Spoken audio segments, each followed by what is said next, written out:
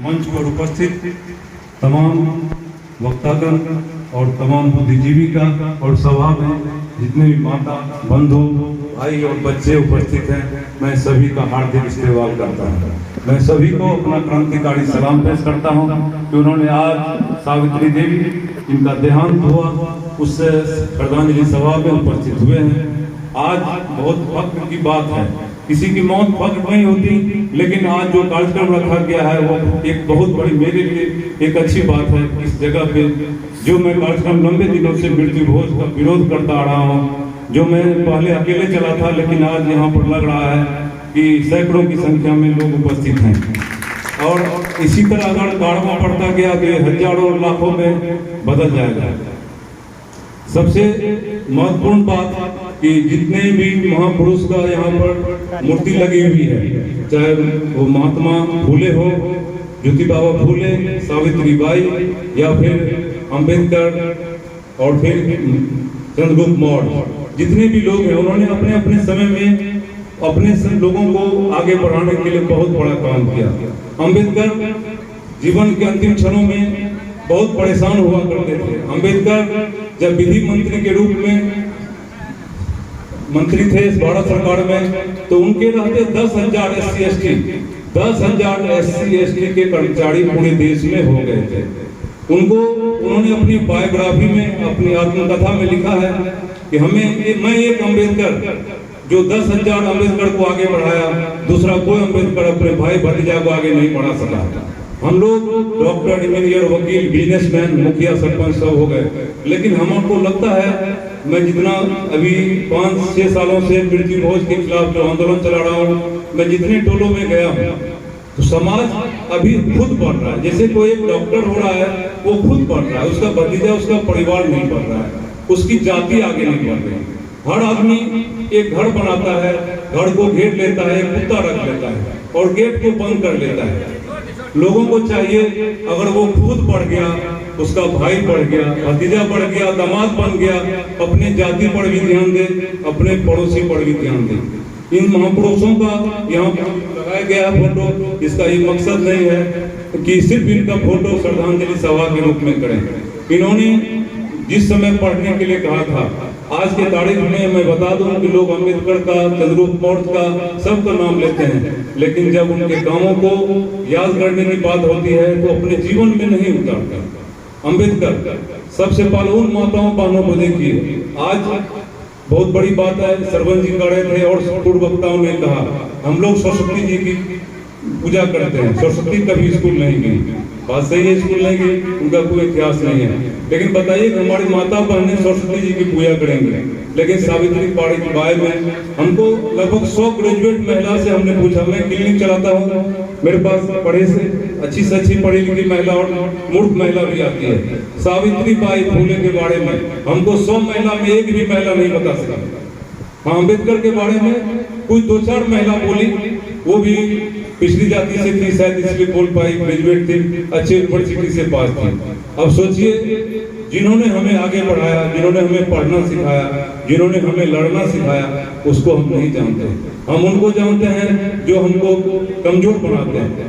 यहाँ पेरियार साहब की फोटो लगा हुआ है, ये वही पेरियार जो ब्राह्मणों को खदेड़ने का सबसे पहला तमिलनाडु में काम किया था। पेरियार कहते हैं, उनकी किताबों में कभी पढ़ने का मौका मिलेगा आप लोगों को तो पढ़िएगा, एक जगह उदाहरण है उनका कि हमें सच्ची आजादी तब मिलेगी जब हमारी माताएं बहनें 12 बजे रात में इस तमुआ चौक पर पुड़िया पट्टी से आके वापस लौट सकेंगे। अभी हमें बिल्कुल आजादी नहीं है, और आजादी होती तो इस सभा में आधी महिलाएं होती। आरक्षण देकर, नौकरी देकर या फिर उसको गाड़ी खरीद कर नौकरी देकर आदमी मन से सबल नहीं हो सकता। वो सिर्फ नौकरी कर सकता है और नौकरी जीविकोपार्जन के लिए है। आपका मन सबल तब होगा जब आप पढ़ेंगे, तभी पढ़ेंगे। भगत सिंह की किताब में स्पष्ट लिखा है उन्होंने कि कभी भी क्रांति तलवार और हथियार के बल पर नहीं आ सकती। क्रांति होगी तो कलम और किताब से होगी। आप देखिएगा कि हमारे जितने भी नौजवान हैं वो साइंस की बात करते हैं, लेकिन साइंस को सिर्फ नौकरी तक सीमित रखते हैं। अगर वो अपना कार खरीदते हैं, एक इंजीनियर भी कार खरीदता है, एक डॉक्टर भी कार खरीदता है, तो क्या होता है, वो सिंहेश्वर जाता है और वो पूजा पाठ करता है, वो नारियल फोड़ता है। आप सोच सकते हैं एक साइंस ग्रेजुएट भी नारियल फोड़ता है, जबकि साइंस में कहीं भी गाड़ी आपकी सुरक्षित तब रहेगी जब आप ड्राइवर अच्छा रखेंगे, सीट बेल्ट लगाएंगे और ट्रैफिक के नियम का पालन करेंगे। कभी भी मंदिर मस्जिद जाने से आप सुरक्षित नहीं रह सकते। आप लोगों को देखते होंगे 364 दिन मेहनत करता है, क्लास में फर्स्ट डिवीजन लाता है, बड़ी से बड़ी नौकरी करता है, लेकिन वो क्या करता है, 365वां दिन जब उसका रिजल्ट आता है तो वो 1 किलो मिठाई लेके सिंहेश्वर बाबा के मंदिर जाता है। आप सोच लीजिए कि हम लोग कितना भी पढ़ ले, जगने की जरूरत है। सिर्फ बड़े बड़े लोगों का नाम लेने से, बड़ी बातें करने से नहीं होगा। प्रत्येक आदमी को जगना होगा। ये तब जगेंगे जब हम पढ़ेंगे। हम आप उतना ही पढ़ते हैं जितना परीक्षा पास कर जाए। 5 क्वेश्चन पढ़ के ग्रेजुएट होते हैं, लिमिट ट्यूशन पढ़ के, पासपोर्ट पढ़ के क्लर्क बनते हैं, टीचर बनते हैं। आप कभी भी योग्य व्यक्ति नहीं हो सकते। आपको पढ़ना होगा उन किताबों को। खाली पासपोर्ट पढ़ के आप बेहतर वक्ता नहीं हो सकते। आप अच्छा वक्ता, अच्छा इंजीनियर, अच्छा डॉक्टर, अच्छा सामाजिक होने के लिए आपको पढ़ना पड़ेगा।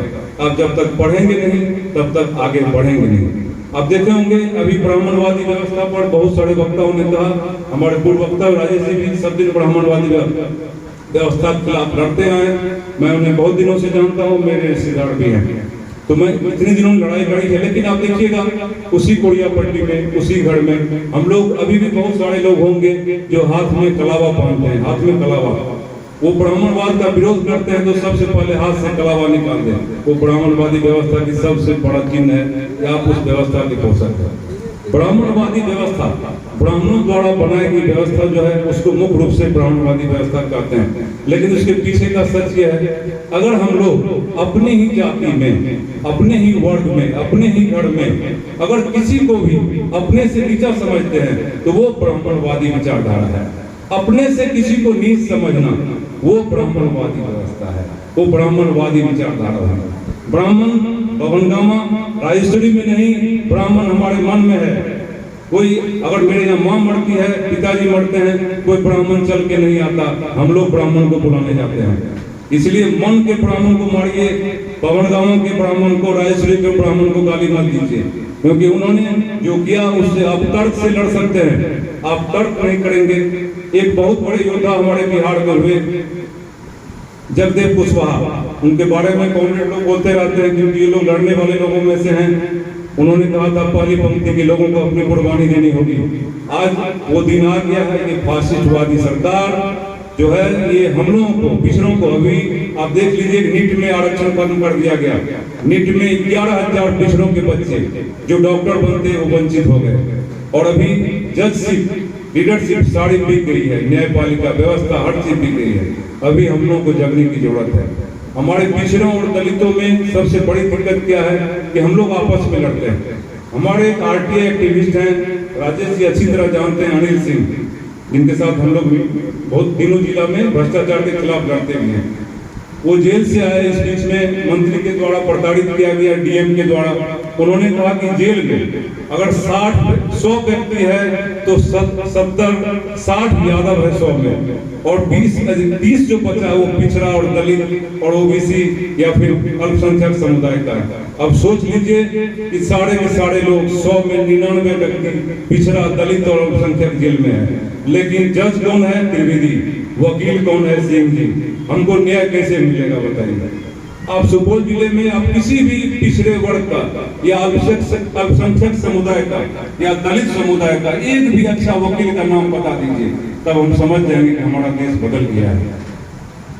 72-73 साल की आजादी के बाद भी आपको एक अच्छा पत्रकार, एक अच्छा डॉक्टर, एक अच्छा नहीं मिलेगा, एक अच्छा जज नहीं मिलेगा, एक अच्छा वकील नहीं मिलेगा, क्योंकि जज के पुत्र ही जज बन रहे हैं, जज के दामाद ही जज बन रहे हैं।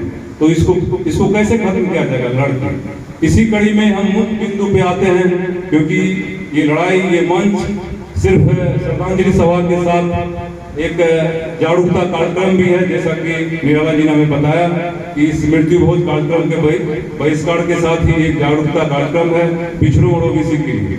ये प्रमुख बिंदु मृत्यु भोज पे आते हैं। मैं जितने दिनों से देखता हूँ एक वार्ड जो एक छोटी इकाई है एक पंचायत की, अगर जोड़ा जाए तो मिनिमम एक पंचायत जो 13-14